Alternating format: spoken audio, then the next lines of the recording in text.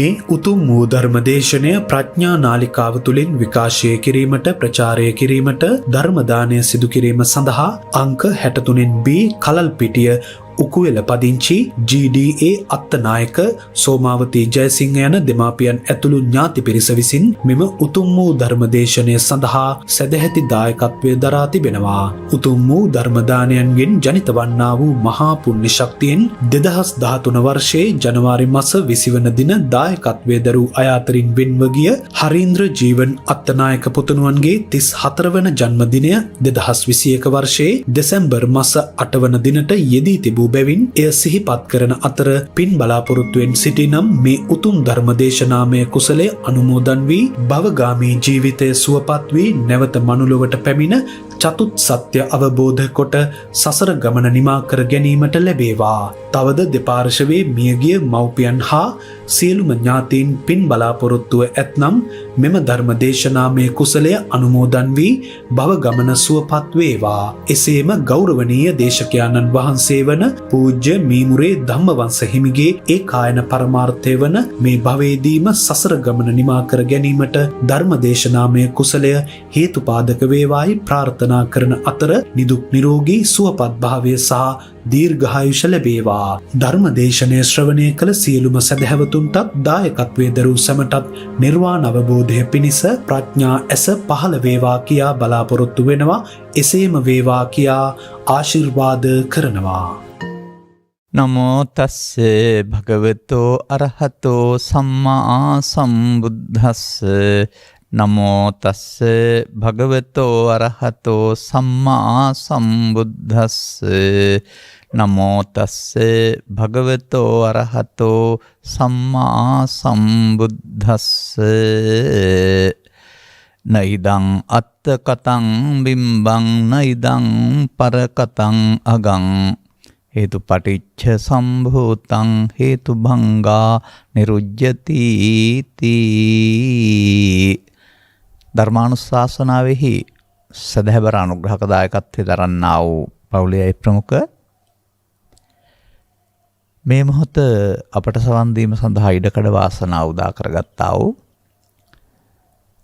ධර්මකාමී සදහැබර පින්නතුනි, අනුග්‍රහක බෞතුන් හේතුඵල දහම හෝ නිවන උපනිශ්‍රේ වන ස්වාමින් වහන්සේ කැමැති පරිදි දේශනයක් කරන්න කියලායි ආරාධනා කරලා තිබෙන්නේ.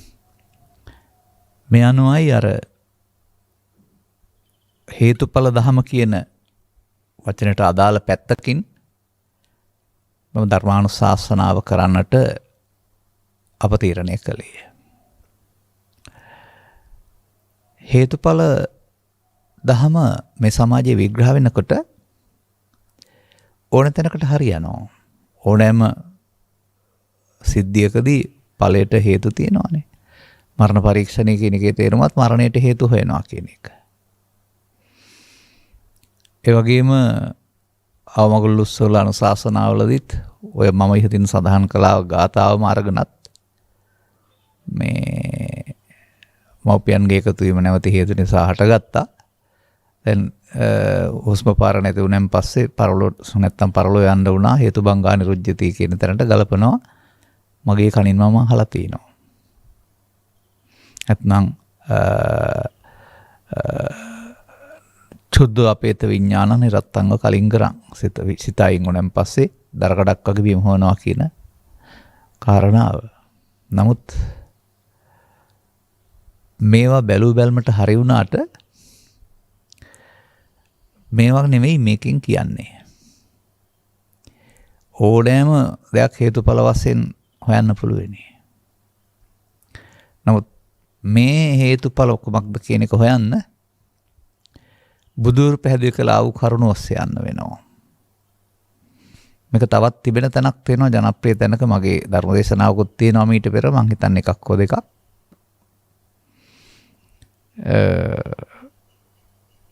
අසජි මහරහතන් වහන්සේ හමුවේ පහදින උපදෙස් පිරිවැජියා ඔබ වහන්සේ කවුද? ගුරුවරයා කවුද? ඉඳුරන් ආදී ප්‍රසන්නයි කියලා කිව්වහම මනම් අහවලයි කියලා ඊට පස්සේ වැඩි බණක් දන්නේ නැහැ කිව්වම දන්න දෙයක් කියන්න අපි තේරුම් ගන්නම් කිව්වයි කියලා තියෙනවා ගැඹුරින්. අන්න එතනත් මේ බුදු සමය හේතුඵල ධම පැහැදිලි කරලා තිබෙනවා. යේ ධම්මා හේතුප්පබවා තේසං හේතුං තථාගතෝ ආහ තේ සංචයෝ නිරෝධෝ එවං වාදී මහා සමනෝ. මේ ගාථාවයි අර ගාථාවයි දෙකෙන්ම කියවෙන දේ එකක්.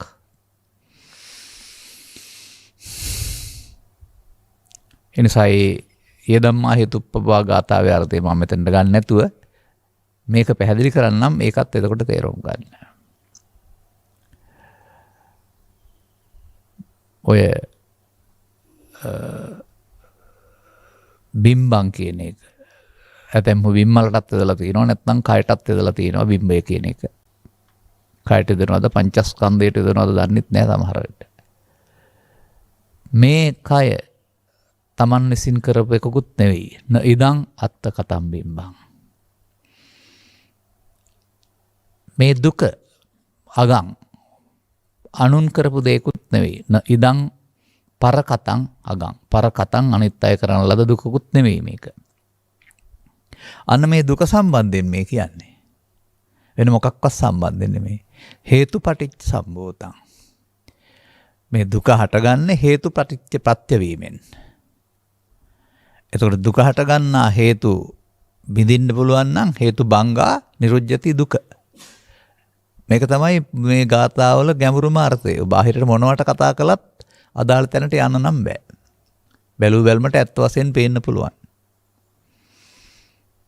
එතකොට බුදු සමයේ හේතුඵල කියන එක මොකක්ද එතකොට? මිනිසාට ජීවත් වෙන්න ගියාපම ජීවිතාවසානය දක්වා ජීවත් වෙන්න ඕන. ඒකට කැම්බීම් බැඳුම් පෙළඳුම් නිවාස ආදායම් තහනම් කරන්න පුළුවන් ආගමක් ලෝකේ නැහැ. එක්ක කවුරු හරි දෙන්න ඕන නැත්නම් සපයා ගන්න ඕන. නමුත් මේ ජීවන ගැටලුවේදීම නැත්නම් මේ ජීවත් වීමට දරන ප්‍රයත්නයේදීම ඔහුට හේතුප්‍රත්‍ය වීමෙන් දුකට හේතුප්‍රත්‍ය වීමෙන් දුක හට ගන්නවා.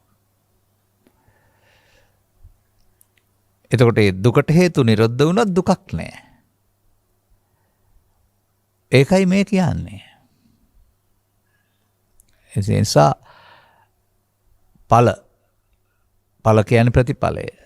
ප්‍රතිඵලය නවත්තන්න පුළුවන් කමක් නැහැ කෙනෙකුට. නිකම්ම. නමුත් ඵල හටගන්නේ හේතුවකින් නම් හේතු නැති විට මේ ඵලය නැතුව යනවා.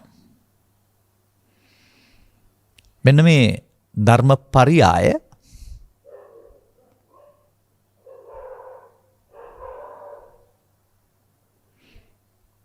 තථාගතයන් වහන්සේ විශ්වාස කරන උන්වහන්සේගේ ධර්මපරයය විශ්වාස කරන අය විසින්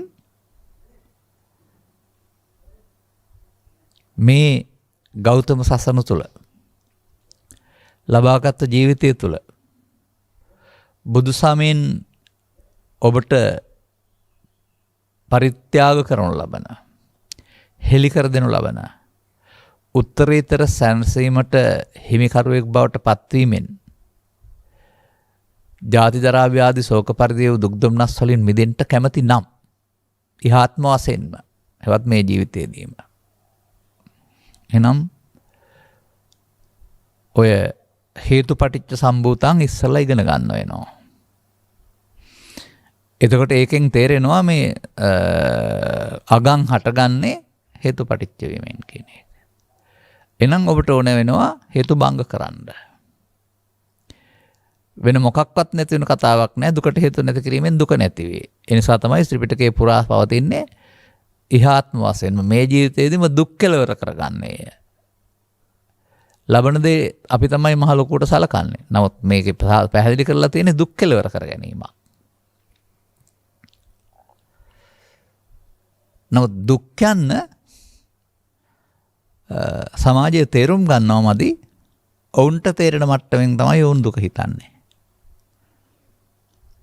එසේට අදයක් හැදෙන එක, බඩේ එකක්කමක් ඇත වෙන එක, ඥාතියෙක් මිය යන එක, අසන්න පාළු වෙන එක ආදී බාහිර සාධක අපට දුක් ගෙනත් දෙනවයි කියලායි ලෝකයා හිතන්නේ. මේක විශාල වරදක්. බාහිර සාධක නිසා අපට දුක් ගෙනත් දෙනවයි කියන ඔබේ දැක්ම නිවැරදි නැහැ. බැලූ බැල්මට ඇත්ත වගේ වුණාට ඒක තමයි මුලාව කියලා කියන්නේ. එහෙමනම් බාහිර සාධකවල වෙනස්කම් හැමදාමත් ඇති වෙනවා. එහෙමනම් අතීතයේ පටන් අනාගතය දක්වා ඇති වෙන සකල සත්වයා සඳහාම ඒ බාහිර සාධක විසින් නැති කරන්නා වූ මේ පීඩණයෙන් නිදහස් වෙන්න පුළුවන් කමක් නැහැ. එහෙමනම් බුදු සමය කියන්නේ බොරු දෙයක් වෙනවා, බොරු ආගමක් වෙනවා. නමුත් තථාගතයන් වහන්සේ ස්වකීය ශ්‍රාවකයන් සඳහා පැහැදිලි කරන ලද ධර්ම න්‍යායක් මගින් ඒ බාහිර සාධක එහෙම තිබියදී එවැනි කිසිදු පීඩනයකින් තොරව ජීවිතේම දුකක් නැතුව ජීවත් වෙන්න පුළුවන් විදියට වෙනස් මගක් හෙලි කරනු ලබනවා. අන්න එවිට ඔබ දුකට කරදරේ හිරටපත් වෙන සාධක බාහිරයේ තිබෙනවායි කියලා ඒවා නැති කරන්න අනේක හෝ ඒවට දොස් පවරණයක හෝ පළක් ඇති දෙයක් නෙවෙයි. ඒක අනුවනකමක්. ඒක පෘථග්ජන ක්‍රියාවලියක්. එතකොට දුකට හේතු එළියේ තියෙන්න ඕන, ඒව නැති කරන්න ඕන. ඔබට යම් කිසි කෙනෙක් දැක්කම තරහ උපදිනවා. ඒක දුකක් ඔබට. ඒ පුද්ගලයා මරපුවාම දුකක් නෑ. එහෙමනේ ඔබ හිතන්නේ. ඔබට යම් කිසි කාගෙන් හරි තර්ජනයක් ඇති වෙනවා. ඔහුව දේශපාලන බලය දා මාරු කරපුවාම දුකක් නෑ. ඔබ එහෙමයි හිතන්නේ. ඔබට අස්වැන්න සම්බන්ධයෙන් මිලිහෙල යාමක් හෝ පාළුවක් සිද්ධ වෙනවා. එතකොට ඒකට ප්‍රතිකර්මයක් ගත්තහම වන්දියක් දුකක් නෑ කියලා ඔබ හිතනවා. හේතු බංගා එළියේ එතකොට තියෙන්නේ. මේ හේතු බංග මේ ඔබ දකින ආකාරයෙන් මේ හේතු බංග කිරීම කියන එක මිනිස්සුන්ගේ ජීවිතේ. විවාහයේදී කසාද වීම, සහෝදරයන් වෙන්වීම, නිවස අතහැර යාම, ගම අතහැර යාම, ස්ථාන මාරුවක් ලබා ගැනීම ආදී මේ හිසේ රදයට කොට්ටේ මාරු කරන පිළිවෙත ලෝකේ පුරා අපි දකිනවා. නමුත් හිසේ රදයට කොට්ටේ මාරු කරාම හිසේ රදේ නැතුව තියෙන ඊළඟ කොට්ටේ රත් වෙන තුරු විතරයි. ආයෙත් හිසේ රදේ තියෙනවා. මොකද කොට්ටේ නෙවෙයි හිසේ රදේ තියෙන්නේ. හිසේ. හරි ලස්සන උදාහරණ මේවා. බුදුරජාණන් වහන්සේ කියලා කියන්නේ හිසේ රදයට කොට්ටේ මාරු කරන ප්‍රතිකර්මය කරපු කෙනෙක් නෙවෙයි. හිසේ රදයට බේත් කරපු කෙනෙක්. එනිසා මේ හේතුඵල ධර්මයේදී ඔබ ඔය සමාජය අනුගමනය කරන ඔබට තිබෙන වදයෙන් කරදරයෙන් මිදෙන්න බාහිර හේතු භංග කරන එක කරලා කවදාවත් හම් වෙන්නේ නැහැ. කෙනෙක් තරහකාරයෙක් නම් ඔහු ඝාතනය කරපුවාම ඒකට තව ප්‍රශ්න ගොඩකට මුල් වෙනවා. තව තරහකාරයෙක් හැදෙනවා. ඉන්න ස්ථානය අප්‍රසන්න නම් තන මාරු කරපුවාම අලුත් පිට තැන හොඳයි. එතන ඊට වඩා නරකයි නම් ඉන්නේ ඔබ ඉඟුරු දීලා මිරිස් ගත්තා වෙනවා. එහෙම නැත්නම් කැහි ගෑණි දීලා හොටු ගෑණි ගත්තා වෙනවා. එහෙමනේ සිංහලයේ උගන්වන්නේ. තිබුණාට වඩා කරදරයකට හිරිහැරයකටපත් වෙනවා. අන්නේ නිසා මේ කැමරාව නැත්නම් මේ ඇස බාහිර සමාජ සාධක අපට දුක් ගෙනත් දෙයි කියන තැනින් ගලව ගන්න. ගලවගෙන මෙහෙම බලන්න පුරුදු වෙන්න. අපි සාමාන්‍යයෙන් කතා කරනකොට බාහිර සමාජ සාධක වලට කියමු අටලෝ දහම කියලා. ඒකේ හතරකට ප්‍රියයි ඒක අහිමි වෙනකොට දුක් ගෙනත් දෙනවා. හතරක් අප්‍රියයි ඒක හමු වෙනකොටම දුක් ගෙනත් දෙනවා. ඒක ලෝකේනේ. ඒක ස්ත්‍රී පුරුෂ ගිහි පැවිදි වේදෙන්තරව ලෝකෙ සිදුවීම් හැමදාමත් ලෝකේ පුරා. නමුත් මේවා දුක් ගෙනත් දෙන්නේ කාට කියලාද බුදුන් වහන්සේ වදාරන්නේ? අසුත පුතග්ජනයාට. ඒක අසුත පුතග්ජනයා මේ එළියේ ඉන්න සර්පයින් ඇඟට දාගන්න කෙනෙක් කියලායි මම දකින්නේ. දාගෙන කනෝ කියලා කෑ ගහන කෙනෙක් කියලා. සුතවත් අරිය ශ්‍රාවකයාට අර සාධක එහෙමම තිබෙද්දි දුකක් නැතිලු. දැන් දුක තියෙන්නේ බාහිර සාධක නම් වල නම් සමස්තයට මේ දුක තියෙන්න ඕන. නමුත් මේ උන්වහන්සේ පෙන්වපු මග ගිය ගිහි පැවිදි උතුමන් ආර්ය ශ්‍රාවකයෝ කියන අය වේරිනේසු අවේරිනෝ වේරිනේසු මනුස්සේසු විහරාමා වේරිනෝ සුවසේ ජීවත් වෙමු. සුඛ වර්ගයේ ગાථා 5ක් විතර තියෙනවා අපි සුවසේ ජීවත් වෙමු කියන්නේ. අන්නේ ලෝකෙට දොස් පවරන්න නැතුව ලෝක සාධක විනාශ කරන්නට යන්නේ නැතුව මේ සුවසේ ජීවත් වෙන්නට මාරු කරගන්න ඕන දර්ශනය මොකද්ද? ඵලභංගා නෙමෙයි හේතුභංගා. හේතු බාහිර සාධකේ නෙමෙයි එහෙමනම් ඔබ ළඟ තිබෙන්නේ. අන්න මේ අසුත පු탁ජනයා ජීවත් වෙන්න ගිහිල්ලා මේ දුක් හට ගන්න හේතු රැස් කරමින් ඉන්නවා. ඔහුට තේරෙන්නේ අසුත පු탁ජනයා කියන පුද්ගලයාට දුක රැස් කරන්න දුකට හේතු රැස් කරන්න. දුකට හේතු රැස් කිරීම නිසා දුක් වැඩි වෙනවා. ඔහු ඒක දන්නේ නැහැ. දුකට හේතු තමන් රැස් කරනවා ඒ නිසා දුක් වැඩි වෙනවා කියන්න දන්නේ නැහැ. අන්න මේ තථාගතයන් වහන්සේ දුකත් හේතුවත් පළමුව දේශනා කරනවා ඒ බඳු අයට.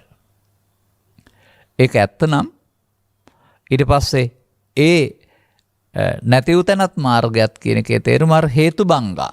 දුකට හේතු නැති කිරීමෙන් දුක නැති වේ කියන තැනට පාරක් පෙන්නනවා.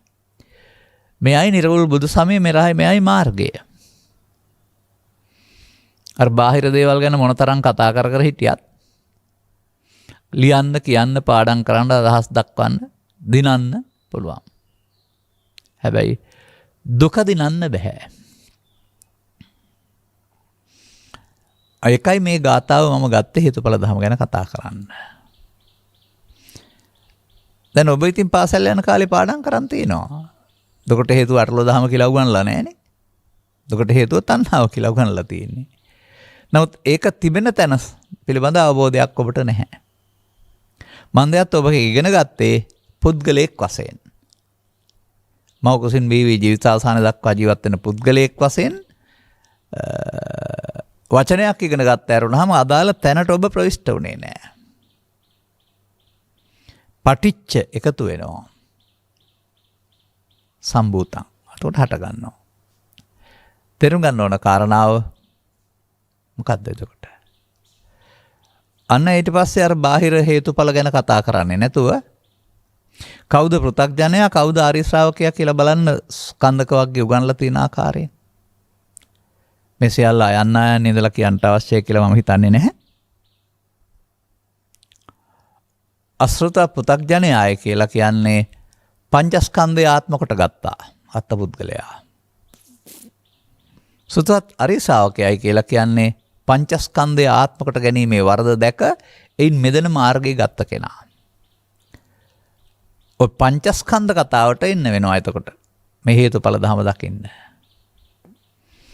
අන පංචස්කන්ධ කතාව ලෝකේ පවතින සමයන්හි ඉගැන්වීම් වල භාවිතයට අරගෙනම නැහැ.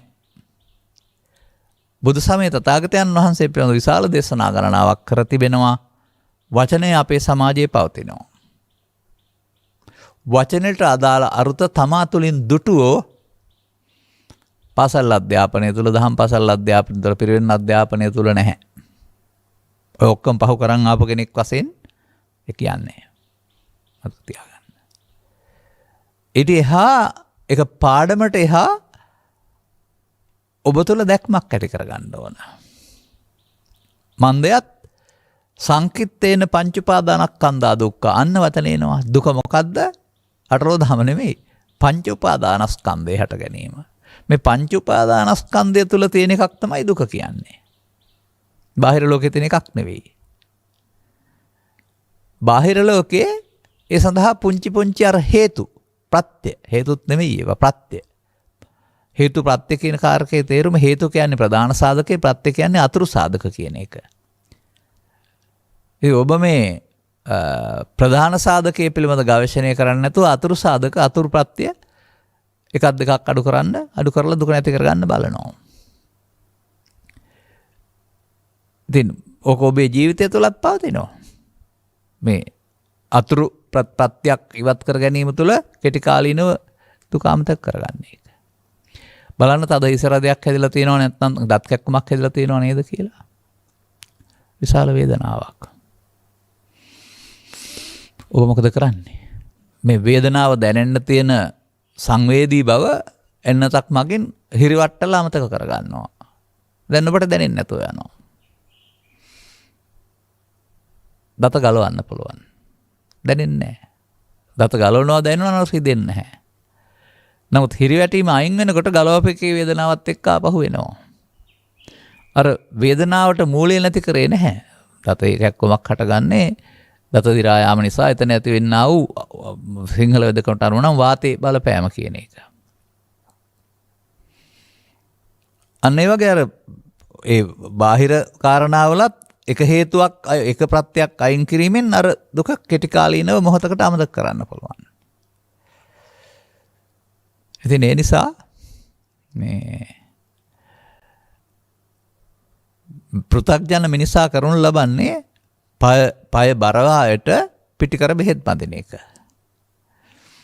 මේ ඊයදුම් ඔය 60 70 ගණන් වල සිංහල සාහිත්‍ය හැදෑරුවා නම් දන්නව නැත්නම් ඒ පොත් කියවුවා නම් බරවරෝගේ තියෙන්නේ කකුලේ. නමුත් මේ පිටිකර කියලා පාවිච්චි කරන්නේ සමහරට බෙල්ලද නැත්නම් අතේ දන්නෙත් නැහැ. කොතන හරි මතකත් නැහැ. වෙන තැනක බෙහෙත් බැන්දට හරියන්නේ නැහැ. නමුත් සිංහල වෙදකමේ ඇහි අමාරුවට කකුලේ ඇඟිල්ලක බෙහෙත් බඳින වෙදකමකුත් නැතුව නෙවෙයි. එතකොට අපිට මේ අදාළ ගැටලුවට හේතුව හොයාගත්තාම ඒ හේතුව निराකරණය කළොත් ගැටලුවක් කියලා එකක් නැති වෙනවා. ඒක බාහිර සමාජයට හරි. නමුත් බාහිර සමාජයේ මේ වගේ ගැටලුවක් පිළිබඳ හොයලා බලලා ගැටලුවට මූලය අයින් කරපුවම ගැටලුව විසඳෙනවා. ඒක යොදා ගන්න පුළුවන් හේතුඵල ධර්මය. නමුත් ඒක ලෞකික ක්‍රියාවලියක්. ඒ හේතුඵල න්‍යාය ඕන තැනකට යොදාගෙන ඵලය නිදහස් වෙන්න හේතු නිරෝධ කිරීම කරන්න පුළුවනි. නමුත් බුදු සමයෙන් මේ පෙන්වන්නේ මෙතන මේ කාරණාව අර අගං කියලා තියෙනවානේ. පර කතං අගං. අන් අය කරපු දුකකුත් නොවේ න ඉදං මේ දුක. අර දුකක් තියෙනවානේ. ඒ දුක නෙහෙනම් මේ ඒ දුක තමයි සම්භූතං හටගන්නේ. මොනව නිසාද? හේතු ප්‍රත්‍ය වීමෙන්. ඒ දුක තමයි නැති වෙන්නේ හේතු භංග වීමෙන්. අන්න ඔබ ඉගෙන ගන්න ඕනේ හේතු ප්‍රත්‍ය වීමයි හේතු භංග වීමයි දෙක. ඒ තමයි හේතුඵල ධම. දැන් එවිට ඔබයි ඔබේ ජීවිතය තුළ දුකට හේතු රැස් කරනු ලබන්නේ. කුමක් තුළ රැස් කරනු ලබන්නේ? නිවස තුළ නෙවෙයි, කය තුලත් නෙවෙයි. පංචස්කන්ධේ පංච උපාදානස්කන්ධේ බවට පත් කර ගැනීම තුළ ඔබේ චිත්ත අභ්‍යන්තරයේ අවිද්‍යා සංකාර නම් වචනයක් යටතේ තණ්හානුසය නම් වූ මූලය වශයෙන් තමයි රැස් කරන්නේ. තිබෙන තැනක් හොයාගන්නත් බෑ. නැත්තේත් නැහැ. ඔය නූතන පරිගණකේ ඔබ දත්ත අඩංගු කරලා තියෙන ගබඩා කරලා. ඒ අඩංගු අමතර කොටස එළියට අරන් ගලක තරලා හොයාගන්න බලන්නකො දත්ත තියනවද කියලා. නැහැ. නමුත් ඔබ ඇරෝ එක තියලා ඉල්ලන්නකො අදාළ දත්ත එන්නේ නැද්ද කියලා. තියෙන තැනක් නැති වුණාට හේතු වශයෙන් ගබඩා කරලා ඉස්සන නිසා තමයි අදාළ හේතු ඉල්ලපුවම ආපහු එන්නේ. අන්න ඒ වගේ තමයි මේ ඔබට දුක් ගෙනත් දෙන ගබඩාව ඔබ විසින් තනාගන්නේ. මේ ගබඩාව පළල් කරන්නාට පෘථග්ජනයයි කියලා කියනවා. ඔහු දන්නේ ගබඩාව පළල් කරන්න ගබඩාවට හේතු එකතු කරන්න විතරයි. මේ ගබඩාවේ දේ හිස් කරන්නාට ආර්ය පුද්ගලයයි කියලා කියනවා. පෘථග්ජන පුද්ගලයාට එනම් හේතු පටිච්ච සම්භූතං කියන වචනේ හවලංගුයි. මම එකයි කියන්නේ ඔය පෘථග්ජනයා දන්නේ දුකයි හේතුවයි රැස් කරන්න විතරයි. ආර්ය පුද්ගලයා තමයි නැති වුණ සහ මාර්ගය දන්නේ. ආර්ය සත්‍ය දෙක වළංගු වෙන්නේ ඔහොමයි. එනම් ඔබේ ජීවිතය තුළින් තේරුම් ගන්න ඔබ මේ ගබඩා කරන්නේ මොනවද කියලා. තනි වචනකින් ගන්නවා දුකට හේතුව තණ්හාව කියලා. එහෙම ගත්තට මදි. ඒ තනි වචනේ ඊට පස්සේ ඉරක් ගහලා තුනට කඩන්න තියෙනවා. අපි තනි වචනේ මාත්‍රකාවක් වශයෙන් අරගෙන ඉරක් ගහලා ඒක යටින් ඉරක් ගහලත් ඉර දෙපැත්තුම් පැත්තට බෙදලා ඉර කැලි තුනකින් තුනට බෙදලා ඊතලයක් ගහලා කාම තණ්හා, භව තණ්හා, විභව තණ්හා කියලා තුනකට බෙදන්න පුළුවනි. භව විභව පැත්තකින් තියෙනවා අපට අදාළ නැති වෙවින්. ත්‍රිපිටකේ නම් ඒවා සඳහා දේශනා තියෙනවා. නමුත් අපි මෙතනින් මේ කඩාගත්තොත් භව විභව තණ්හාවක් මොන නැහනේ. ඒක තේරුම් ගත්තේ නැති අයට තමයි භව විභව කියලා පැත්තකටත් බෙදෙන්න සිද්ධ වුනේ. දැන් අන්න අර කාම තණ්හා ආයත යටින් ඉරක් ගහලා හයට කඩලා රූප තණ්හා, ශබ්ද තණ්හා, ගන්ධ තණ්හා, රස තණ්හා, පොට්ටබ්බ තණ්හා, ධම්ම තණ්හා කියලා හයට බෙදෙනවා. අනච්ච ඉමේ භික්ඛවේ තණ්හා කායෝ කියන්නේ මේක තමයි. අන්න ඔබට ඔබේ නොදන්නකම නිසා මේ අසකරණාසය දිවකය මාර්යෝ බවට පත් වෙලා. නැත්නම් ඒව මාර්යෝ නෙවෙයි. ඒ මාර්යෝ බවට පත් වෙලා තිබෙන්නේ ඔය දොරවල් හයෙන් ගන්න තියෙන කාරණාවලට රතුවිර පන්න සීමාවට දක්වා යාම නිසා. ලෝකෙට ඔබ ජනිත වන්නේ මේ හය දීලා ස්පියාන ඉන්න නෙවෙයි. කං පාවිච්චි නොකර ඉන්න නෙවෙයි. එදිනෙදා ජීවිතයේ අවශ්‍ය දේවල් හඳුනාගෙන අදාළ කටයුතු කරන්න. නමුත් ඔබ අතින් සිදුවෙන දේ ඒ හමු වෙන දේ හඳුනා ගැනීම වෙනුවට යම් යම් දේවල් සොයා යාම, පිටුපස්ස පැන්වීම, ලුහ බැඳීම. අර හමු වෙන දේ හඳුනාගෙන කටයුතු කිරීමට කාමයේසනා කියන්නේ නැහැ. නමුත් අර බාහිර ලෝකේ තියෙන කාරණාවල සැප තියෙනවා කියලා මුලා වෙච්ච පුද්ගලයා දිවා රාත්‍රී දෙකේ ඇසෙන් කනෙන් නාසෙන් ඒවා හොයාගෙන යනකොට දැන් කාමයේසනා.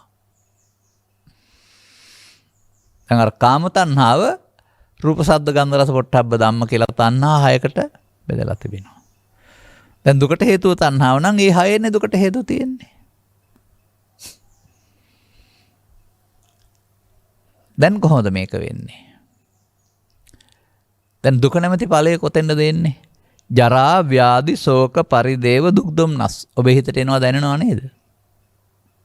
ඔය සමහර ජීවිතය අගට ගියා වූ වෙහෙසකර ජීවිතයක් ගත කළා වූ තාත්තලා අම්මලා, වෙහෙසකර කියන්නේ කායික නෙවෙයි මානසික වශයෙන් Tamande එන්න මුහුණ දෙන්න සිදුවෙන්නා වූ අභියෝගයන්ට පීඩාකාරීව මුහුණ දීලා. කොතරම් පීඩාකාරීද කියනවා නම් වයස යන්න ඉස්සෙල්ලා කෙස් ටික සුදු වෙන තරමට පීඩනය. කියනවා මම විතර දුක් විඳපු පිරිමියෙක් නම් පිරිමියෙක් කියයි, තාත්තෙක් නම් තාත්තා කෙනෙක් කියයි, කාන්තාවක් නම් අම්මා කෙනෙක් නැත්තම් ගැහණියක් කියයි. මේ තුන් ලෝකෙම නැතුව ඇති කියලා කියනවා. කුමක්ද? ඒ වුන් තම තමන්ගේ ජීවිතේ මුහුණ දෙන්න ගිහින් ඇති කරගත්තා වූ පීඩනයේ තරම. අර කියන්නේ. ඉතින් මේ පීඩනය තමයි මිනිසාව වෙහෙසටපත් කරන්නේ සහ මිනිසාට ජීවිතෙත් එපා කරන්නේ. බරපතලයි මේක. නමුත් මේ පීඩණයට වර්තමානයේ යොදන වචනේ තමයි ආතතිය කියලා කියන්නේ. පහුගිය කාලෙත් එක එක ආතති මතුවන ආකාර දැනගන්න ඔබට ලැබෙන්නේ නැති. නිවෙස් වලට වෙන්නලා සිදු වුණා ඇති වුණා අලුත් අභියෝග නැත්තම් අලුත් ගැටලු පිළිබඳව වාර්තා වුණා තොරතුරු. වෙනදාට වඩා සැමියන් නිසා පහර කාලා රෝහල් ගත වෙන කාන්තාවන් සංඛ්‍යාව වැඩි බව, වෙනදාට වඩා බීමත් පියවරුන් නිසා දඬුවම් ලබන දරුවන් වැඩි බව, වෙනදාට වඩා මේ ආතතියන්ගෙන් මිදෙන්න වැරදි උපක්‍රම භාවිතා කිරීම නිසා අපයෝජනයට ලක් වෙන දරුවන් වැඩි බව කොරෝනා සමය තුළ වාර්තා වුණ අලුත් තොරතුරු. එතකොට මේ මිනිසා තමන් නොදන්නා කම නිසා තමන්ට දරා ගන්න බැරි පීඩනයකට පත් වෙනවා. ඒ පීඩනයමයි දුක කියලා කියන්නේ. එතකොට ඒ පීඩණයට හේතුව තථාගතයන් වහන්සේ පැහැදිලි කරලා තිබෙනවා. අන්න ඒක තමයි දුකත් හේතුවක් දැන ගැනීම කියලා කියන්නේ. පොත පාඩම් කරන එක නෙවෙයි. එතකොට ඵලය කියන්නේ මේ දුක කියන්නේ ඵලය, හේතුව තමයි දුකට හේතුව කියලා කියන්නේ. එතකොට දුකට හේතුව නැති කිරීමෙන් දුක නැමැති ඵලය නැති වේ. ඒක තමයි මේ හේතු පටිච්ච සම්භූතං හටගන්නේ ප්‍රත්‍යවීමෙන්. හේතු භංග කළොත් හටගන්නේ නැහැ. සම්පූර්ණ බුදු සමයේම හේතු භංගා නිරුද්ධති ප්‍රතිපදාවක් දේශනා කරපු එකක්. නමුත් ඊට පෙර හේතු පටිච්ච සම්භූතං උගන්වනවා.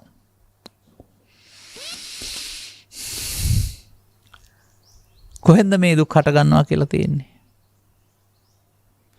මේ දුක් වලට කියනවා සංකත ධර්ම කියලා. යංකෝ භික්ඛවේ අනුසේති. මහණෙනි යම්කිසි පුද්ගලයෙක් අනුසේ වශයෙන් නිතර කරයිද, පස්සේ ගන්න තියයිද, තව තේරෙන භාෂාවෙන් කියනවා නම් තේන එයින් අන්නේ තබපු එකෙන් තමයි මේ දුක හටගන්නේ. මොකද්ද පස්සේ ගන්න තියෙනවා කියන්නේ? අනේක මිනිසා අතින් සිදුවෙන්නා වූ වරදක් නැත්නම් ප්‍රමාදයක්. තමාම තමන්ගේ සතුට දුක් අගාධයකට හෙලා ගැනීමට මඟක් පාදා ගන්නවා. සාමාන්‍යයෙන් තමන්ට මේ ලෝකෙට ආවෙන් පස්සේ අටලෝ දහම තිබුණයි කියලා, ආගම් ජාති කුල ભેද තිබුණයි කියලා ඔය මොකක්වත් ප්‍රශ්නයක් උනේ නෑ දරුවන්ට. කල්යාමෙන් තමයි ඔවුන්ට මේ හැම එකක්ම කරදරයක්, බරක්, හිරිහැරයක් බවට පත් වෙන්නේ. දැන් ඒ කුමක් නිසාද? ඒකට හමු වෙනවා ත්‍රිපිටකයේ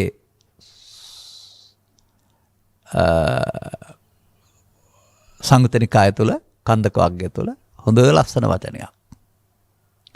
උපාදා පරිත්තස්සනංචෝ භික්ඛවේ දේසිස්සාමි. අනුපාදා පරිත්තස්සනංච. පරිත්තස්සනේ, පරිත්තස්සනාව තැවුල. ඔබ කියන දුක. උපාදා අල්ලා ගැනීමෙන්. මහණෙනි, අල්ලා ගැනීමෙන් තැවුලත්, අල්ලා නොගැනීමෙන් නොතැවුලත් දේශනා කරමි. අල්ලා ගැනීමෙන් තැවුල කියන එකේ දේශනා කරන්නේ දුක සහ හේතුව. අල්ලා නොගැනීමෙන් නොතැවුල දේශනා කරන්නේ නැති වූ තැන සහ මාර්ගය. තේරුම් ගත්තම අර හොඳට කොණ්ඩේ තියෙන කෙනා හතර අතට ගැට ගහනවා වගේ, නැත්නම් පස් අතට හැරුණ පැත්තට ගැට ගහනවා වගේ මේ සියලු ඉගැන්වීම් ලස්සනට ගලපන්න පුළුවන්. වෙන දෙයක් දේශනා කරන්න තිබුණේම නෑ බුදුරජාණන් වහන්සේට. මහණෙනි, මම එදත් අදත් ඉදිරියටත් කියලා වාදාරලා තිබෙනවානේ. දුකත් හේතුවත් නැති උතනත් මාර්ගයක් දේශනා කරමු. එපමණමයි බුදුන් වහන්සේට ලෝකේ සමාජයට පැහැදිලි කරන්න කියලා තියෙන අනිත් කාරණා, ලෝක ජීවත් වෙනකොට මිනිස්සුය කරගන්න ඕන දේවල්, ඒවා පිළිබඳවත් නියාමනයක් දීලා තියෙනවා. අර දුක හේතුව වැඩි කරන පැත්තට ජීවිතය සකස් කරගන්න එපායි කියලා. ඒ ජීවිතය ගන්නා වූ ක්‍රියාමාර්ග නිසාම දුකට හේතු රැස් කිරීම වැඩි වෙනවා නම් ඒ ක්‍රියාමාර්ග අනුව ජීවත් වෙන්න එපායි කියන සිංහාලෝවාද සූත්‍ර, ව්‍යග්ගපජ්ජ සූත්‍ර වැනි සූත්‍ර, මංගල සූත්‍ර වැනි කාරණාවල කිසියම් නියාමනයකුත් තිබෙනවා. නමුත් ඉතින් ඒවා පිරිත් කියලා කියා ඉන්නව ඇරුණාම අදාළ ක්‍රියාමාර්ග ගන්නෙ නැහැ සමාජයේ. ඒවා කිව්වහම ලෙඩ හොඳ වෙයි කියලා කියන්න ගන්නවා අදාළ රැය දෙකේ. ඔය සමහර මාධ්‍ය තියෙන එළි වෙනකම්ම වෙන මොකුත් නැහැ, ගාථා සහ පිරිත් විතරයි. එතකොට මෙලහට ඔය ඔක්කොගෙම සිද්ධ වෙනවා නම් ලෝකේ ඔක්කොගෙම දුක නිවිල ඇති. ඒ යන පැති, සමාජයේ යන පැති. මම ඔකට වචනයක් කියනවා. පෘථග්ජන සමාජයේ Taman ඕන පැත්තට බුද්ධ ආගම ගෙනියනවා. නමුත් මිනිසා පෘථග්ජන භාවයෙන් මිදෙනකොට Taman ඕන පැත්තට ගෙනියන් හරියන්නේ නැහැ. දුකට හේතු නැත කිරීමෙන් දුක නැත කිරීම දැනට ගෙනියන්න ඕන.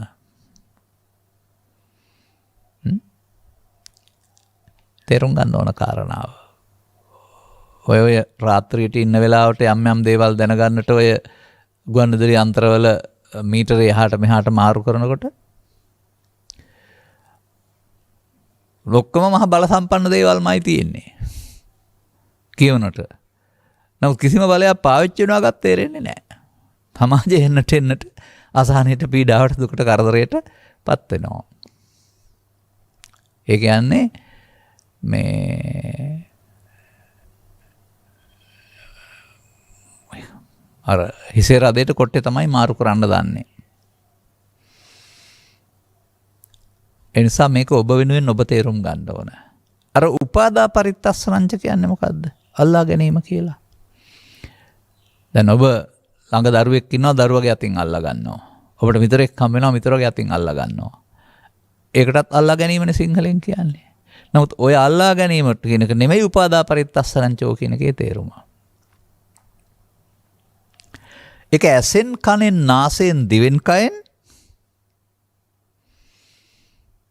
ලෝකේ හඳුනා ගැනීම සඳහා ඔබට හම්බ අරමුණු තුල සිදුවෙන්නා වූ රතුහිර පැන යාමක්. අනේ රතුහිර පැන යාම තුලින් අර හේතු පටිච්ච සම්භූතං කියන එක වෙනවා. මතක තබා ගන්න වෙනවා.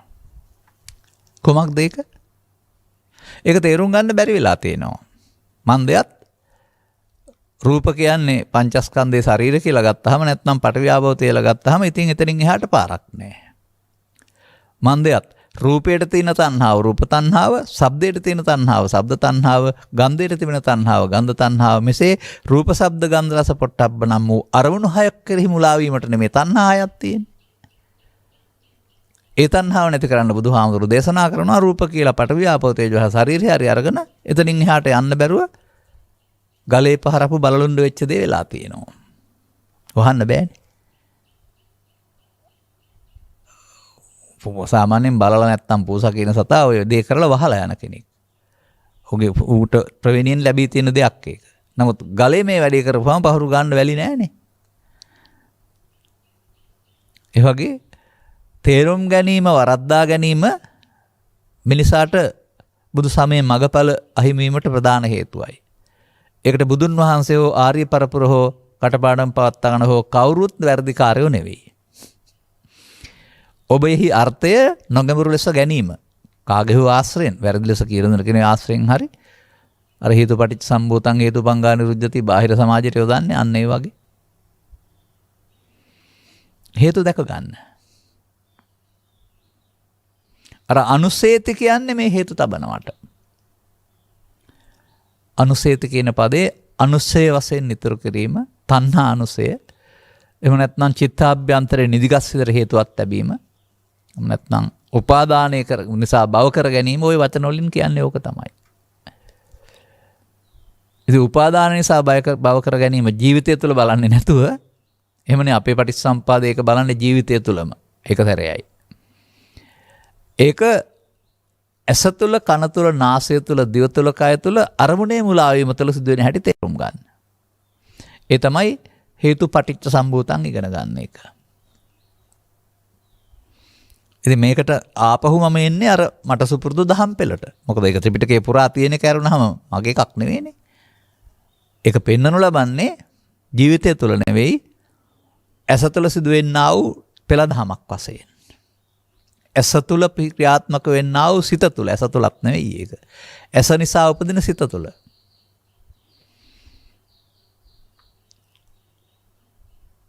අනේ එතනදී ඔබට මේ හමු වෙන කාරණා ලෝකේ ඕන කෙනෙකුට හමු වෙනවා. ඒක අවශ්‍යයි හමු වෙන්නත්. හරි වැරදි පත්‍ය අපත්‍ය හොඳ නරක හඳුනා ගන්න ලෝකේ මේවා පිළිබඳ හැඳිනීමක් තියෙන්න වෙනවා.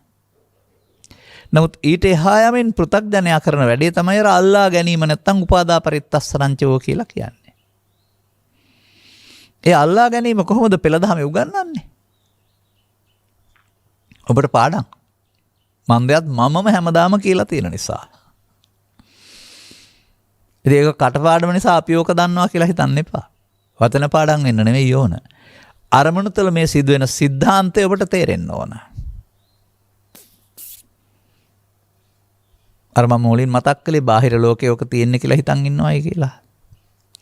අන්නේ නිසා තින්නම් සංගති පස්සෝ පස්සපච්චා වේදනා කියන තැන හිතේ හට ගන්නවා. බාහිර තියෙන්නේ අර ගෝචර රූපේ නැමති එකේ අදාළ ප්‍රත්‍ය විතරයි. ඔබ එහෙම දකින්නේ නැහැ. ඔබ කල්පනා කරන්නේ මේ ඇලීම හෝ ගැටීම හෝ මුලාව හෝ ඇතිකලේ සිතේ බාහිර සාධකය.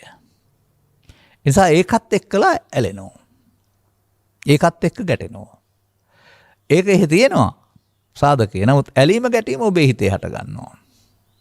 මේ ඇලීම ගැටීම කියන දෙකට තමයි මේ වේදනාපච්චය තණ්හා කියලා කතා කරන්නේ.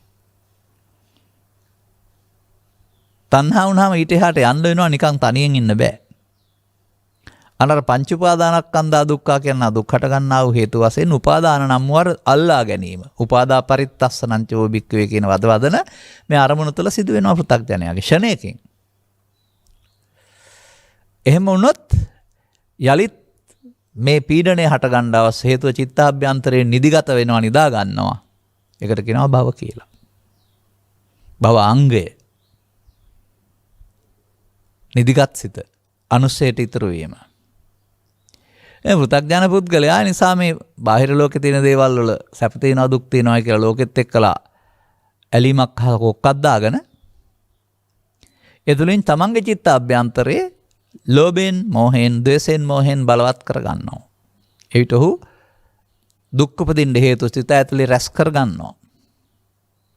මේ මම මතක් කළා වූ පෙළදහම දිනපතා ඇස තුලත් ඇසෙන් කනෙන් නාසයෙන් දිවෙන් කන ඕනෑම තැනකනිදුත් අනුගමනීය ප්‍රතිපදාව බවට පත් කරගන්නවා. ඊට පස්සේ කියනවා අපි බොහොම හොඳට හිටියා. ගහෙන් ගෙඩියනවා වගේ ජීවිතේ දුකක් බවට පත් වුණා. කරදර එන්න පටන් ගත්තා. එමය උන්ට තේරෙන්නේ. කොහේ ඉඳලා එනවද දන්නේ නැහැ කියලාත් කියනවා. ඒ නිසා බුදු සමය කියලා කියන්නේ පොතක් නෙමෙයි. පොතේ තියෙන පෙළදහම. ඕක කියවට හරියන්නේ නැහැ. ඔබයි පොත. ඔබේ පොත කියවා ගන්න ඔබ. ඔබේ මේ ඇස තුළ මේ ක්‍රියාදාමය ඒක තමයි පෙළදහම. අන්න එහෙම ඔබ පිළිබඳව හොඳ විශ්ලේෂණයකදී තථාගතයන් වහන්සේ මේක මනවින් පැහැදිලි කරනවා.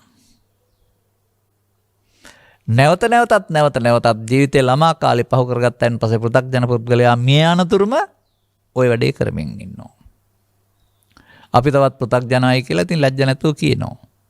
මේ බුදුවර ලෝකෙට පහළ වෙලා දේශනා කළේ පෘථග්ජන භාවයේ ඉන්න නෙමෙයි පෘථග්ජන භාවයෙන් මිදෙන්න. මහලුකෝ ආඩම්බරයට කාරණයක්. අපි තාමත් පෘථග්ජනයි කියන එක. මන්දයත් මේ සිද්ධියට එළඹෙන්නට ඔබට අදාළ දේශනාවක් සවන් දෙන්න ලැබුණේ නැහැ. සවන් දුන්නත් ඔබ තේරුම් ගත්තේ නැහැ.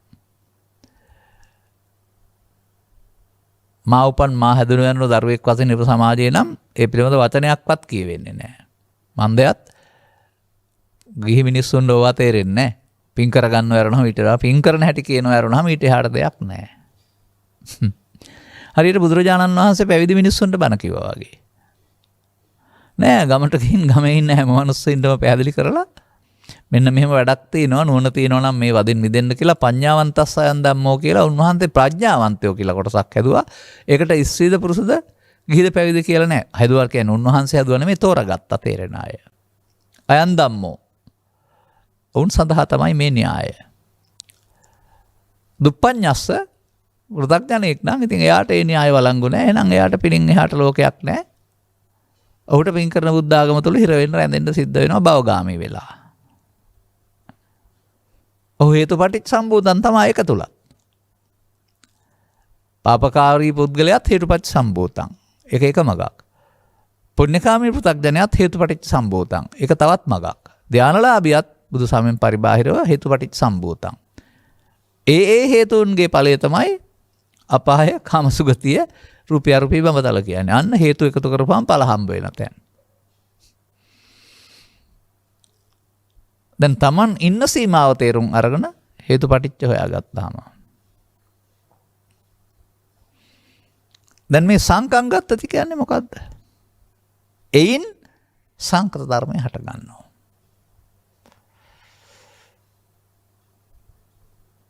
ඔබ මෙහෙමයි කියන්නේ. මට ඔහු දකින්න කොටත් නායට අඳු කළ වගේ. මරාණ වැරෙන්න හිතෙනවා. විශාල පිළිකුලක් හට ගන්නවා. ඔය කියන්නේ ඔබේ සිතේ හට ගන්න දේ. මොකද බාහිර දෙයක් ඔබේ ඇහැට කරන රාසයට ගැටීමෙන්. රූපයක්, ශබ්දයක්, ගන්ධයක්, රසයක්, හතුරෙක්, මිතුරෙක් තව විවිධ කාරණයක්. දැන් ඔබ මොකද කරන්නේ? ඒ උපලංග උපන් හැඟීමට වැරදිකාරයා එළියේ තියෙන සාධකයේ බවට පත් කරනවා. ඒ නිසා මේ සාධකේ වනසන්න තමයි ඔබ මහන්සි වෙන්නේ. ඒ කියන්නේ ඔබ දුකට හේතුව දන්නේ නැහැ. අන තථාගතයන් වහන්සේ තේන සංකං ගච්ඡති. අර හටගන්න එකට පංච උපාදානස්කන්ධය කියන්නේ. ඒ හටගන්න එක රූප වේදනා සංඥා සංකාර පහක්. ඒකේ ලෝභය නැමැති මම, ද්වේෂය නැමැති මම, මෝහය නැමැති මම, ඊර්ෂ්‍යාව නැමැති මම, ක්‍රෝධය නැමැති මම, වෛරය නැමැති මම. ඔව් මම වලින් එකක් ඉන්නවා. ඒනේ බුදු සමයේ මම. දැන් ඔබ මේ පංච උපාදානස්කන්ධය හටගත්තාම අන්ධෙක්. එතනින් එහාට ගන්න ක්‍රියාමාර්ගය පිළිබඳව ඔබට නිවැරදි තක්සේරුවක් අවබෝධයක් නැහැ. අන්දන්තමං තදා හෝති යං ලෝභං සහතේ නරං අන්දන්තමං තදා හෝති යං දෝසං සහතේ නරං අන්දන්තමං තදා හෝති යං මෝහං සහතේ නරං. ඔය පෙන්නන්නේ අන්ධෙක් කියලා. එතනින් එහා පැත්තට ක්‍රියාකාරකම් වලට තමයි විසංකොටුව කියලා කියන්නේ. මතක තබා ගන්න. එනිසා මේක මහ විශාල උගුලක් බන්ධනයක් මේකට මිනිස්සු අහු වෙනවා තේරුම් ගත්තේ නැතුව. එතකොට මේ බන්ධනය හැදෙන ආකාරය සහ එහි පවතිනා වූ මේ පීඩන සහභාගය තේරුම් අරගෙන මිදෙන්න ඕන නැත්නම් කවදාවත්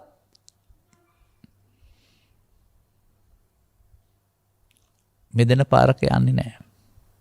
ලිපගිනි මොළවන තෙක් දිය සැලියේ සැපයක්යි කකුලුව දිය කෙලියේ. කක්කුට්ටත් වතුරේ ඉඳලා පුරුදු වෙලේ හැලියකටත් දාලා ඉන්නවා. කිසි කරදරයක් නැහැ මේක කියලා ඇවිද ඉන්නවා. හැබැයි රත් වෙනකොට තමයි උට යන්න විදිහක් නැතුව තැම්බිලා මැරෙන්න වෙන්නේ. අන්න ඒ වගේ තමයි මේ සමාජය පෙන්වන්නේ ඒවා. ඔබ සැනසෙල්ලේ ජීවත් වෙන්න ඔබට ජීවිතයක් ලබා දීලා තිනවා. නමුත් ජීවිතේ ටික ටික අර වතුර රත් වෙනකොට කක්කුට්ටර දැනෙනවා වගේ ඔබ රත් වෙන්න ගන්නවා. ඉතින් ලෝභය, දේශය, මෝහය, මානය නැත්තම් 11 ගින්නක්. අන්නත් ඒක තමයි දුක කියලා කියන්නේ. ඒක ජීවිතෙන් එහා පැත්ත නෙවෙයිනේ තියෙන්නේ. උපායාස ඒකා දසාග්ගියාහු ආදී කොට ඇති 11 ගින්නක්. ඔබ මේක දල්ලන්න දන්නවා. ඔකට පිදුරු දාන්නත් දන්නවා. පෘථග්ජනයා. ඇවිලෙන්ට ගින්නට දර දාන්න හරි පිදුරු දාන්නත් හරි දන්නවා. නිවන්න නම් දන්නේ නැහැ. එනිසා හේතු පටිච්ච සම්භූතං පෘථග්ජනයට වළංගුයි. දැන් බුදුසමයේ බුදුන් හෙළි කර සත්‍ය තේරුම් අරගෙන අනුගමනය කරන්න ඕන නම් හේතු බංගා නිරුජ්ජති අන්න හේතු නිරෝධයෙන් ඵල නිරෝධය කරන හැටි ඉගෙන ගන්න. හේතු බංග කරන්න වෙනවා. කොහොමද මේ දුකට හේතු ඔබ තබලා තිබෙන්නේ දැන්? යම් තාක් ජීවිතේ ගත කරලා තිබෙනවා නම් මේ ඇසෙන් කනෙන් නාසෙන් දිවෙන් කයෙන් අසංවර වෙලා චක්කුණා සංවරෝ සාදු නෙමේ අසංවරෝ අසාදු වෙලා චිත්තාභ්‍යන්තරයේ ලෝභ මූලය, දේශ මූලය, මෝහ මූලය බලවත් කරලා තිබෙන තැනක් නැහැ. අවිද්‍යා සංඛාරය කියලා කියනවා. තිබෙන තැනක් නැති බැවින් එතෙන්ද ගිහින් විනාශ කරන්න බෑ. නමුත් තිබෙන නිසා හට ගන්නවා. මෙන්න මේ තමා තබා තිබෙන්නා වූ හේතු නිසා හටගන්න එකට කියනවා පංච උපාදානස්කන්ධය නැත්නම් කාම විතර්කය, ව්‍යාපාද විතර්කය, විහිංසා විතර්කය කියලා. එහිදී ඒ විතර්කයේදී ඔබේ ගමන් මඟ පිළිවෙත වෙනස් කරන්න වෙනවා. ඒ විතර්කයේදී ඔබේ ගමන් මඟ තමයි පෙර ගමන් මඟ තමයි මම පෙන්වුවේ. පොදු සූත්‍රයක් වශයෙන් ඇහේදී කනේදී නාසයේදී දිවේදී කයේදී කාම විතර්කයේදී ව්‍යාපාද විතර්කයේ විහිංසා විතර්කයේදී පොදු සූත්‍රය පස්සපච්චා වේදනා වේදනාපච්චා තණ්හා තණ්හාපච්චා උපාදාන උපාදානපච්චා භව ආයෙත් අරගත්ත ආයෙත් ලැබුවා. අතීතෙන් ආවා එකට එකතු වුණා ආයෙ වර්තමානයේ වහලා අනාගත ඵල උපදින්න විපාක විඳින්න හේතු ලැබුවා. පැවැත්මේ වහල්ලු. ඔය ක්‍රියාකලාපයේ තින් පෘථග්ජනයා තුළ පව තුලත් සිද්ධ වෙන බව, පින තුලත් සිද්ධ වෙන බව, ධානය තුලත් සිද්ධ වෙන බව ඔබට ඕන නම් ඔබ තේරුම් ගන්න. අනිත් අය තේරුම් ගන්න එකක් නැහැ. දැන් ආපහු යන්න වෙනවා. අනුසෝතගාමිත්වය දුක සහ දුකට හේතු රැස් කිරීමයි, පටිසෝතගාමිත්වය දුකට හේතු නැති කිරීමෙන් දුක නැති කිරීමයි.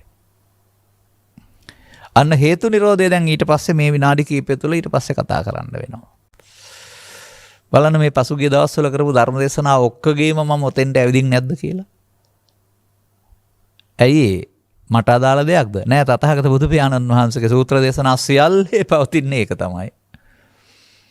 ඒකයි බුදුසාම සරලයි කියලා මම කියන්නේ. ඔය සූත්‍ර දේශනා 18 10ක් තිබුණාට 18 10ම ඉගෙන ගන්න ඕන නෑ. එකකින් මේ ද්විත ධම්ම පරයය ඉගෙන ගන්න. අමාරුවේ වැටෙන හැටි ගොඩේන්න නම් කරන්න ඕන දේ. අමාරුවේ වැටෙන හැටි හේතුපටිච්ච සම්භූතං, ගොඩේන හැටි හේතු බංගා නිරුජ්ජති. හේතු නිරෝධයෙන් ඵල නිරෝධය.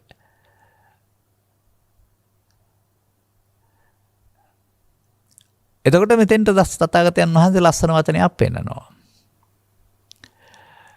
විතර්කයේදී නම් පෙන්නනවා අර හේතුපටිච්ච සම්භූතං කියන එකට අදිවාසේති නප්පජහති නවිනෝදේති නබ්‍යන්ති කරෝති නානභාවං ගමයති කියලා පමාද විහාරී පෙළපත මාවත. ගැලවෙන්න ඕන නම් නාදිවාසේති පජහති විනෝදේති බ්‍යන්ති කරෝති ඒකට ඉතින් පහන සංඥා කියලා වචනෙත් තියෙනවා. එහෙනම් ඒක තේරුම් ගත්තොත් ප්‍රහාණය වෙන්න ඕනනේ. කීවට වෙන්නේ නැහනේ. මොකද්ද එන අදිවාසේති පජහති කියලා කියන්නේ කියන එක තේරුම් ගත්තාම ඒක කරන්න ඕන. ඔක ඉතින් රැලි වෙනකල් හරි රාත්‍රියට වතාවක් හරි පිරිත් කියලා කියා හිටියට අතවාචානන්ද පහන සංඥා කියලා ඔය කියන්නේ පිරිත්වලදී. මොකද ඒ කරන්නේ? බෙහෙත් වට්ටෝරුව තියෙනවා හදලා බොන්න නැතුව වට්ටෝරුව කියව ඉන්නවා. ඒ නිසා මේ වට්ටෝරුව කියවන එක මහ ලොකු දෙයක් බවට පත් කරගත්ත එකත් බෙහෙත් බොන්න නැති වෙන්න හේතුවක් වෙනවා. මම මේ කියන දේවල් තේරුම් ගන්න. ඔය ළමා කාලේ පුරුද්දක් මම ඔය කියන්නේ. ඔය ආච්චි අම්මලා සිංහල වෙදකම් කරන්නේ. ගිහින් බෙහෙත් අරගෙන එරන් එනවා. පුතේ මෙන්න මේකේ තියෙන දේ කියවන්නකෝ. ඉතින් මම කියනවා අරලු බුලු නෙල්ලි පත් පාඩකම් මේවා සමසමවගෙන කොටා වණ්ඩුවේ තම්බා හැම නැත්තම් වතුර 8කට සිඳ පෙරා උදේට සීනි හවසට මේ පැණි දමා බොනවා වේල් 8යි නැත්තම් හැලි 4යි පාඩම් කරපුවානේ කියන්නේ වට්ටෝරුව. ඉතින් ගෙදර ගෙනල්ලා ඔක බුදු පිළිවෙලකින් තියලා අපි අපේ වැඩ කරනවා. බෙහෙත් අරන් ආව වට්ටෝරුවේ තියෙනවා බෙහෙත් ටික ඒක පැත්තකින් තියලා අපි අපේ වැඩ. ලෙඩ හොඳ වෙනවද? නෑ වට්ටෝරුවේ තියෙන බෙහෙත් හදලා බොන්න ඕන. එතකොට ලෙඩ හොඳ වෙනවා. මේ සිංහල වේද මහත්තයාගේ බෙහෙත් වට්ටෝරුව වගේ තථාගත බුදු පියාණන් වහන්සේගේ බෙහෙත් වට්ටෝරුව තමයි මේ සූත්‍ර දේශනා කියලා කියන්නේ. කියවීමෙන් ලබන්න පුළුවන් යහපතක් ඇති ලෞකිකව මොකක් හරි ඇස්වහ කටවහ දෝෂ දුරීම හරි අපල දුරීම හරි මොකක් හරි ශාන්තියක් ඇති. 100ක් විතර. නමුත් ඒකට මුල් තැන දුන්නාම වට්ටෝරුව කියවන්න පටන් ගන්නවා. දිවා රාත්‍රී දෙකේ හැමතැනම බෙහෙත් බොන්න නැති පිරිසක් හැදෙනවා. වට්ටෝරුව කියවලා තේරුම් අරගන්න ඊට පස්සේ බෙහෙත් හදාන්න බොන්න. ලෙඩ හොඳ වෙන්නේ නැද්ද බලන්න. අපි බෙහෙත් නම් ගෙනාව ලෙඩ හොඳ වෙන්නේ නැහැ කියලා කියනවා ඉතින්. බෙහෙත් ගෙනාව කියන්නේ වට්ටෝරුවෙන් ලියානාවේද මහත්තයාට කියලා. ගේන්නේ හදන්නේ නැහැ. ඉතින් ඔය ඕන උපමාවක් මට මතක් වුණා මම මේ මිනිස්සුන්ගේ මෝඩකම් පෙන්නනවා ඔහොම. දැන් එහෙනම් අපි කතා කළේ විතර්ක තුනෙන් අපි කතා කරනවා පංච උපාදානස්කන්ධයෙන්. අර විතර්කයක් හටගන්නවා කියන එකම තමයි අර අතීත හේතුවෙන් පංච උපාදානස්කන්ධය හටගත්තාම මේ ලෝභය, දේශය, මොහය, ඊර්ෂ්‍යාව, ක්‍රෝධය, වෛරය, මානය ඒකේ තියෙනවා. දැන් ඉතින් මරාණ මැරෙන්න තමයි හිතෙන්නේ. ඒ පීඩනය ඇති කළේ කවුද ඔබට? අර පංච උපාදානස්කන්ධයේ පවතින ලෝභය, දේශය, මොහය, ඊර්ෂ්‍යාව, ක්‍රෝධය, වෛරය නම් ඔබේ හැඟීම උත්සන්න කරගත්තා. ඒක තමයි දුක. ඉතින් මේකට එකතු වුණ ගමන් ආයතරයක් දුකට හේතු රැස් කරනවා ඇරුණාම නිමාවක් නැහැ.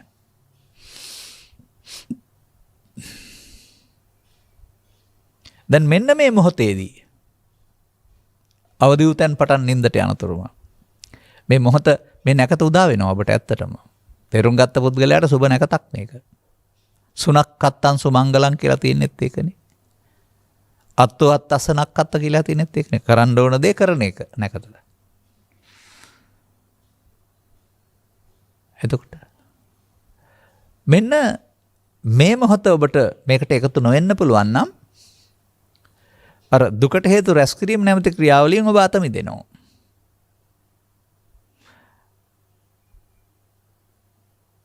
එතකොට හේතු නැත්නම් ඵලය නෑනේ. ඒකට තමයි අල්ලා නොගැනීම කියලා පෙන්නන්නේ. ඒකට තමයි අනිත්‍ය දකින්නවා කියලා කියන්නේ. ඒකට තමයි යෝනිසෝ මනසිකාරය කියලා කියන්නේ. ඒ මොහොතේ මේ උපන් විතර්කය පෙර පරිදි පිළිගන්නේ නැතුව පිළිගත්තාම ලෝභයෙන්, දේශයෙන්, මොහෙන්, ඊර්ෂ්‍යාවෙන්, ක්‍රෝධයෙන් කටයුතු කරන්න යන්න හිතෙනවා ඔබට. මේ සියල්ල දරා ගන්න එකට කාන්ති කියලා කියනවා. කාන්ති පරමන් තපෝතිතික්ක. අන්න ඒ මොහොතට මේ කාන්තිය තමයි බුදුදහමේ පෙන්වන ලොකුම තපස. කෙලස් තැවීම සිදු වෙන එක. එයාට එතනින් එහාට එන්න බලපත්‍රයක් නැහැ. ඒ උපාදානස්කන්ධයේ තියෙන දුකින් ඉවර වෙන්න ඕන තව සැරයක් දුක් හදන්න එයාට අනාගතයට හේතු තියන්න ඉඩ නැහැ. ඔන්න අනුපස්සී විහෙරති නැවත නැවතත් ඇසෙන් කනෙන් නාසෙන් දිවෙන් කයෙන් ජීවිතය ගැන යද්දී ත්‍රිවිධ විතර්කයේදී නැවත බලමින් වාසය කරන්නේ නම් ඔහු දැන් ඔබ අනාගතයේ හදන කෙනෙක් නෙමෙයි. අතීතයෙන් ඇවිදින් වර්තමානයට එකතු නොවීමෙන් අනාගත ඵල හදන්නට එකතු නොවීමෙන් කර්ම කරන්නෙකුත් නොවන විපාක රැස් කරන්නෙකුත් නොවන කර්මක්ෂය කරන කර්මය කරන්නෙක් වෙනවා. මට ඔය ලැබෙන ලිපිවල ඉදිරිපත් කරන ගැටලු තියෙනවානේ. අවසානයේ ඉතින් ඒක ආපහු කොතනින් ආවත් පැහැදිලි කරන්න වෙනවා. ලිපි වීම ගැනත් ස්තුතිවන්ත වෙනවා. ප්‍රශංසා කිරීම ගැනත් ස්තුතිවන්ත වෙනවා. පෞද්ගලික ලිපි ලියන්න බැරි වීම පිළිබඳව කනගාටු වෙනවා. ඒ වගේම මේ යමක් දැනගන්න අවශ්‍ය නම් දුරකථන අංකයක් තියුණොත් ඒව මතෙම කතා කරන්න පුළුවනි. අපිට තියෙන රාජකාරීත් එක්කලා පෞද්ගලිකවම ලියන්න වෙලාවක් නැහැ.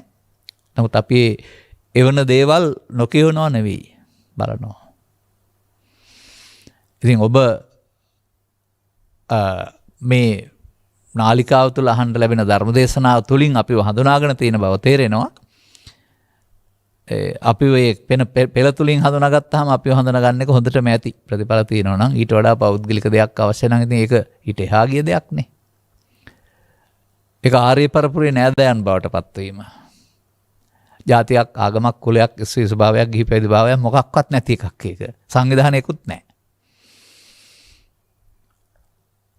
අනුගමනීය ප්‍රතිපදාවට යන පිරිසක් වෙනවා. දැන් ඔවුන්ට දැන් තමන් අතින් වුණ වැරදි තේරෙනවා. දුක දකින්නවා හේතුව දකින්නවා කියන්නේ ඒකයි. දැන් නැති වූ තැන තණ්හාව නැති තුන නම් මාර්ගේ. නිරෝධගාමිනී ප්‍රතිපදාව යනවා. මොහොතක් පාසාම නානුසේති. අනුසේතියක් නැත්නම් දුක හටගන්නේ නැහැ. අන්නේ නානුසේති අනුසේතියක් නැති වෙන්න නම් මොකද කරන්න ඕන? පරණ පාරේ නොයා ඉන්න වෙනවා.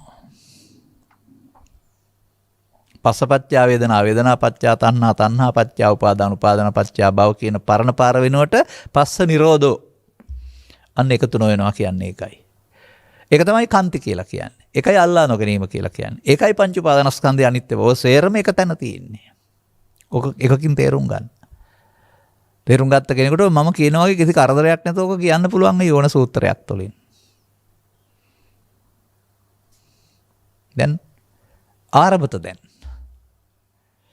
නමුත් අනුපස්සී විහෙරති නැවත නැවතත් බලමින් වාසය කරන්න ඕන සෝවාන් සිට රහත් දක්වාම. එතකල්ම වැඩේ තියෙනවා.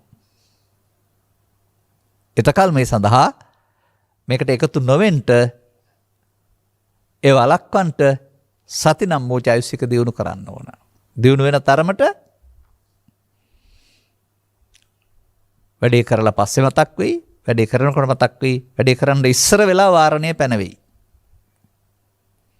මේ පාර අපාගාමී මාවත, මේක පාර භවගාමී මාවත, මේකේ මා ආයතු නැහැ. දැන් අර අතීතයෙන් නැති කරන පීඩණයෙන් දුක කියන්නේ. නමුත් අතීතයෙන් ඇති කරන පීඩණය නැති වෙනව නේද? ලෝභක්ඛේදී සක්කාය මොහක්ඛේදී. දැන් ඒකෙන් ඇති කරා වූ මේ පීඩණය නැති එකම හොඳ සැනසීමක් බව නැති වෙනකොට ඔබට තේරෙවි. ඒකයි ලෝභක්ඛය, දේසක්ඛය, මොහක්ඛය, නිබ්බානං කියලා තියෙන්නේ. ඒ නිසා මේ කරුණ ඔබ තේරුම් ගන්න. බාහිර ලෝකෙ දිහා බලන්නේ නැතුව ඔබ විසින් මේ දුකටපත් වීමට හේතු තබන බව, පෘථග්ජනයාගේ ධර්ම නියාමයේ ඒක බව, මේ හේතු නොතබා නිවීමෙන් දුක් නැති වෙන බව, ආර්ය පුද්ගලයාගේ මාර්ගයේ බව තේරුම් අරගෙන ඔබ මාර්ගය ගන්න. මාර්ගය අරන් ඵල බලාපොරොත්තු වෙන්න, මාර්ගය ගන්න නැතුව මාර්ගඵල ගැන ලියන්න කියන්න කතා කරන්න යන්න එපා. වැඩක් වෙන්නේ නැහැ. ඔය රටේ හුඟක් තියෙන එක තමයි. මාර්ගඵල ගැන කතා කරනවා, ලියනවා කියනවා. නමුත් මාර්ගය ගන්නෙ නැහැ. අනිවාර්යයෙන්ම මාර්ගය කෙලවර ඵලයේ තියෙනවා. කර්මයේ කෙලවර විපාකයේ මෙලොව පරලොව වශයෙන් තියෙනවා වගේම ඒක ලෞකිකයි, දුක් සහව සැප සහිතයි. මාර්ගයේ කෙලවර විපාකයේ ලෝකෝත්තරයි. ඒ ඵලය ධර්මයට පැමිණීමයි. ඒ ඵලය බුදුන් දැකීමයි. අදාළ තැනටපත් වෙන්නට මෙම කරුණු පැහැදිලි කිරීම උපනිශ්‍රය කර ගන්නා ලෙස මතක් කරමින් ඔබේ ඉල්ලීම මෙසේ ඊට කරමින් ධර්මානුශාසනාව අවසන් කරනු ලබනවා. දායකත්වය මෙම උතුම් ධර්ම දේශනය සඳහා සැදැහි දායකත්වය දෙනු ලබන්නේ අංක 63B කලල්පිටිය උකුවෙල පදිංචි GDA අත්තනායක සෝමාවති ජයසිංහ යන දෙමව්පියන් ඇතුළු ඥාති පිරිස විසිනි. අරමුණු අතර 2013 ජනවාරි මාස 20 වෙනි දින දායකත්වයේ දරූ අය අතරින් වෙන්ව ගිය හරින්ද්‍ර ජීවන් අත්තනායක පුතුණුවන්ගේ 34 වන ජන්මදිනය 2021 දෙසැම්බර් මාස 8 වෙනි දිනට යෙදී තිබූ බැවින් ඒ සිහිපත් කරන අතර පින් බලාපොරොත්තු සිටි නම් මෙම උතුම් ධර්ම දේශනාමය කුසලය අනුමෝදන් වී භවගාමී ජීවිතය සුවපත් වී නැවත මනුලොවට පැමිණ චතුස්සත්‍ය අවබෝධ කොටගෙන සසර ගමන නිමා කර ගැනීමට ලැබේවා. මේ නම මට මතකයි මාධ්‍ය තුල මේ පළවෙනි වතාව නෙමෙයි මම මේ නම කියන්නේ. ඒ තරමට වුන් මේ සඳහා කාලයේ ධනය කැප කරනවා. තවද දෙපාර්ශ්වයේ මියගිය මව්පියන් හා සියලු ඥාතීන් පින් අන් බලාපොරොත්තු ඇතනම් ඔවුන්ට උපහාරයක් වේවා. පින් බලාපොරොත්තු ඇතනම් මෙම ධර්මදේශනාමය කුසලයේ අනුමෝදන් වී එයින් සිදු වෙන්නේ භවගමන සුවපත් වෙන එක තමයි. ඔවුන්ටත් මතු උපදිනා භවයක මිනිසත් භව ලැබී මේ ධර්මාර්ගයේ තේරුම් ගන්නට ලැබීම තුළින් අනුගාමී ප්‍රතිපදාවත් තුළින් නිවෙන්න සැනසේවායි කියලා මෙතන වාක්‍යයක් නොතිබුණත් මම වාක්‍ය එකතු කරනවා. එසේම ගෞරවනීය දේශකයන් වහන්සේටත් ඒකායන පරමාර්ථය වන මේ භවයේදීම සසර ගමන නිමා කර ගැනීමට ධර්මදේශනාමය කුසලයේ හේතුපාදක වේවායි ප්‍රාර්ථනා කරන නිදුක් නිරෝගී සුවපත් භාවය සහ දීර්ඝාස ලැබේවා. ධර්මදේශනයේ ශ්‍රවණය කළ සියලු සදහැවතුන්ටත් දායකත්වයෙන් දරු හැමටත් නිර්වාණ අවබෝධය පිණිසම ප්‍රඥාස පහළ වේවා. ඔබගේ වදන් ගැලපීම බොහෝ සාර්ථකයි. යමක් තේරුම් අරගෙන ලියලා තියෙන බව තේරෙනවා. එබැවින් ඉටුවේ ඇති ඔබගේ යහපත් පැතුම් සඵල වේවා. ධර්ම ශ්‍රවණය කළ පිරිස ඇතුළු ඔබ හැමට මේ හේතුඵල ධර්මයට අහුවෙලා උගලේ අහුවෙලා ඉන්නේ නැතුව හේතු නිරෝධයෙන් ඵල නිරෝධ කරන මාර්ගයේ තේරුම් අරගෙන අනුගමනීය ප්‍රතිපදාවක් තුළින් පරමාර්ථ බුදුන් හමුවෙන්ට ලැබේවායි ප්‍රාර්ථනා කරගන්න. සබ්බියුතිය වජ්ජන්තු සබ්බ රෝගෝ විනස්සතු මාතේ බවත් අන්තරායෝ සුඛී දීඝායුකෝ බව හැම දිනාටම තෙරුවන් සරණයි. මෝහක්ඛයෝ නිබ්බානං. මේ උතුම් වූ ධර්මදේශනය ප්‍රඥා නාලිකාව තුළින් විකාශය කිරීමට ප්‍රචාරය කිරීමට ධර්මදානය සිදු කිරීම සඳහා අංක 63B කලල්පිටිය උකුවෙල පදිංචි GDA අත්තනායක සෝමාවතී ජයසිංහ යන දෙමාපියන් ඇතුළු ඥාති පිරිස විසින් මෙම උතුම් වූ ධර්මදේශනය සඳහා සැදැහැති දායකත්වය දරා තිබෙනවා. උතුම් වූ ධර්මදානයන්ගෙන් ජනිත වන්නා වූ මහා පුණ්‍ය ශක්තියෙන් 2013 වර්ෂයේ ජනවාරි මාස 20 වන දින දායකත්වයේ දරූ අය අතරින් වෙන්ව ගිය හරීන්ද්‍ර ජීවන් අත්තනායක පුතුණුවන්ගේ 34 වන ජන්මදිනය 2021 වර්ෂයේ දෙසැම්බර් මාස 8 වන දිනට යෙදී තිබූ බැවින් එය සිහිපත් කරන අතර පින් බලාපොරොත්තුවෙන් සිටිනම් මේ උතුම් ධර්මදේශනාමය කුසලයේ අනුමෝදන් වී භවගාමී ජීවිතය සුවපත් වී නැවත මනුලොවට පැමිණ චතුත් සත්‍ය අවබෝධ කොට සසර ගමන නිමා කර ගැනීමට ලැබේවා. තවද දෙපාර්ශවයේ මියගිය මව්පියන් හා සියලුම ඥාතීන් පින් බලාපොරොත්තුව ඇතනම් මෙම ධර්මදේශනාමය කුසලය අනුමෝදන් වී භවගමන සුවපත් වේවා. එසේම ගෞරවනීය දේශකයාණන් වහන්සේ වන පූජ්‍ය මීමුරේ ධම්මවංශ හිමිගේ ඒකායන පරමාර්ථය වන මේ භවයේදීම සසර ගමන නිමා කර ගැනීමට ධර්මදේශනාමය කුසලය හේතුපාදක වේවායි ප්‍රාර්ථනා කරන අතර නිදුක් නිරෝගී සුවපත් භාවය සහ දීර්ඝායුෂ ලැබේවා. ධර්මදේශනය ශ්‍රවණය කළ සියලුම සදහැවතුන්ටත් දායකත්වයේ දරූ සැමටත් නිර්වාණ අවබෝධය පිණිස ප්‍රඥා ඇස පහළ වේවා කියා බලාපොරොත්තු වෙනවා. එසේම වේවා කියා ආශිර්වාද කරනවා.